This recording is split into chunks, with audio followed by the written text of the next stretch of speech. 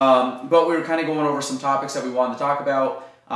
We didn't really have many we didn't have any topics, so a couple things that I want to mention. I'm going to let Ellie mention her first topic, so you guys can hear me not talk for a little bit, and then I will mention my topic, and we'll wrap it up. This will be a pretty quick episode. So Ellie, hit us. Oh, well, I guess mine's pretty quick. I just think that sometimes people don't have realistic expectations when they're looking for a home, and part of that is, I'm going through the home buying process myself right now, and I've experienced it a little bit with my mother. Is some people haven't bought in so long that they expect prices to be similar to how they were 10, 20, 30 years ago. So I'm telling my mother, as we're looking, I don't want to look under 90,000. I think it's going to be very hard to find a home that's not going to require a significant amount of repair under 90,000. And she says, "Oh no, that's ridiculous. I've never spent over 100,000 for a home." Like, well, yes, but you bought the house in Tennessee in the 80s, and now it's worth 215. That should show you how things appreciate.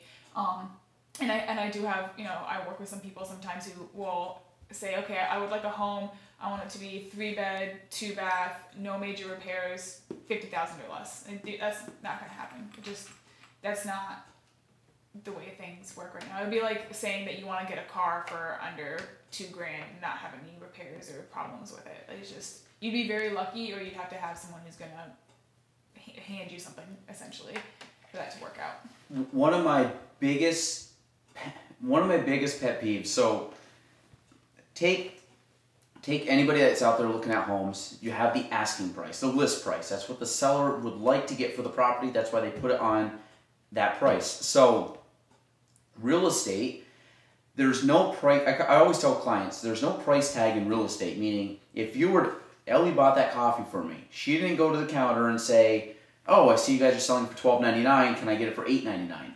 And then they haggle you back and forth. You don't do that. Yes, I know you can go to like a market, and do that kind of stuff. But for the most part, if you walk into a store, there's a price tag, and you either pay it or you don't. Yep. Real estate's not like that, meaning you can actually haggle with the seller for the price. Meaning, I'll pay you this, pay that, and you got to find an agreement.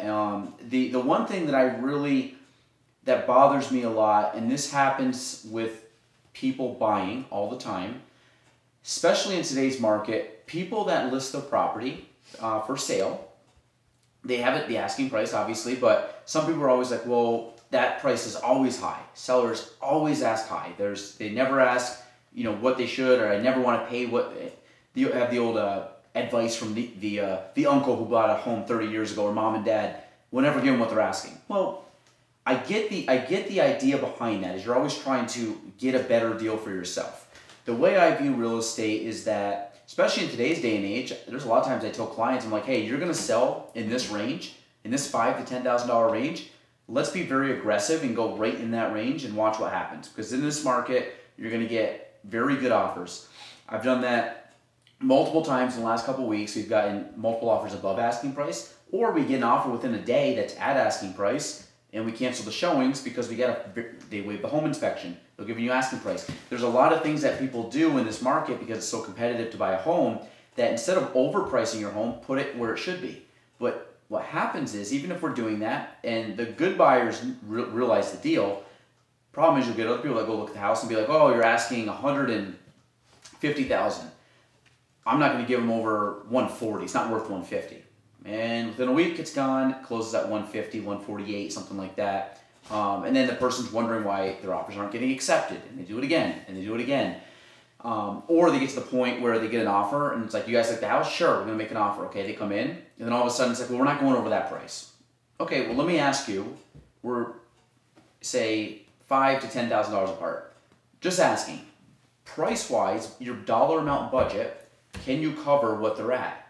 Yes, we comfortably can. And you guys like the house. Yes, we like the house. So the number you're saying you don't want to go over is just some number you have in your head about why you don't want to go over. Now, you might factor in, well, we got to do this and we got to do that and everything else.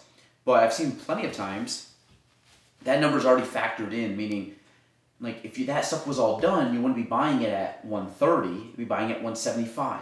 So don't go at 130 thinking, now we got to get the price down to 110 because we want to put $20,000 into it. No, if that $20,000 was into it, it'd probably be worth $30,000 or $40,000 more.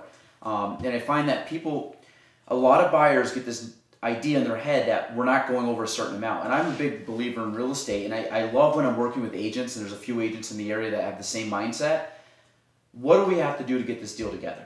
Meaning, what can both buyer and seller be a price range that we can all work with that is going to allow them to get in and allow them to sell? And at the end of the day, we're trying to get people into a home that somebody wants to sell. And I'm not a big believer in, me and you, I have a seller, you have a buyer. I'm not a big believer in, well, let's try to, get this seller and milk them for everything they have. And then you on the other side, like, let's get this seller, or let's get the seller down as much as possible, and I'm trying to get the buyer up as high as possible. Yes, I'm trying to get the most amount of money for the client, if I'm the listing agent for the seller. But at a certain point, there's always a point where now we're negotiating. Now we're 5,000 apart, 7,000, 10,000, 3,000 apart. And it's like, okay, guys, what can we do to make this deal happen? We're so close. We're talking dollar amount. We're talking dollars per month. I mean, you got to look at it like that. It's like when you buy a car. I don't know what cars are worth. I know what my budget is. But at the end of the day, am I comfortable doing it? Yeah, whatever. I'll pay it. Like, I can get in that range. I think people are trying to, they get this certain, this is happening 2 a.m. But what happens is that price bracket, people have this like number in their head that they're not going to go over. And I always ask them, like, well, what makes you think that it's worth that amount? Or why wouldn't you go pay another $2,000 above that? Like, we're not going over 120, not doing it. Like, is it because that number's too high in your budget? If it is, why are we looking at $130,000 to $40,000 homes? Yeah. Because it's hard to get someone down, especially in this market, that much. And then they'll fight you on it. Be like, oh, I don't look at the one above or above. I'm like, that's fine, but you have to be willing to pay up in that range. And most of these homes, I see a lot of homes. I can go into a home and I can tell you, yeah, I think that's a good deal. And then people will still try to sometimes get it lower. And I'm like, okay, don't listen to me, and you lose out on the house. And at the end of the day, too, I had one yesterday. I went to the house. I think it's $20,000 overpriced. When people asked me about it, and I said, you can. I mean, if you love the house, go for it. I think it's overpriced, but you can.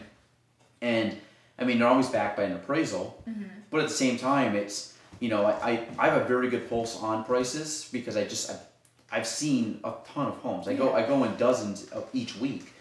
So I have a very good idea of what homes go for, and then you have a buyer that's looked at a few homes and all of a sudden they become an expert at it. It's not worth more than that. I'm like, okay, well, sure enough, goes under contract, and we see it come through the MLS that it closed right where it should have closed. Mm-hmm. And so I think any buyers, if you guys are out there, listen to your agent. But the other thing too is if you have this idea in your head that there's a certain number, unless it's where your budget actually falls, meaning you cannot financially go above that, then look at stuff within your budget. But I think if you're looking at homes within your budget and you love the home, at the end of the day, you're fine, you're comfortable. You can make the payment. You don't try to, get cheap and try to keep nickel and diming them down. You're going to lose the home. I mean, I bring it up when I bought my home. I probably the worst. I didn't negotiate down at all.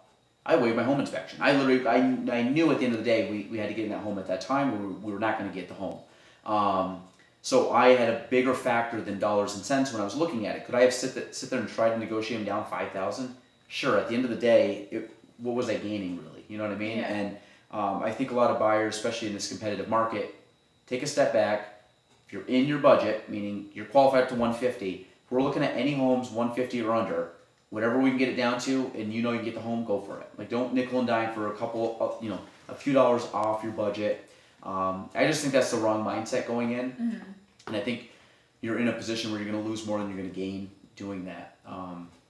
So if you're a buyer out there, stay within your budget, but know that if the house is within your budget, go for it. Especially if you really like the home. Don't sit there and nickel and dime for another $3,000 to $4,000 off on your dream home.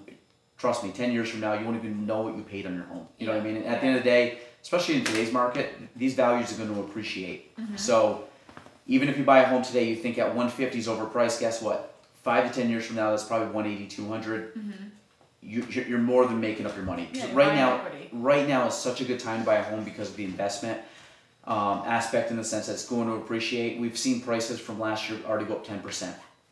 And I don't see that slowing down. And if you bought your home even longer ago, it's going up. I have people right now reaching out that bought their home 2-3 years ago that may the house is a little small, we want to turn around. I'm like, actually, I think we can do it because the market's gone up. Usually somebody can't swing around and turn it that quick because they don't have enough equity in the property.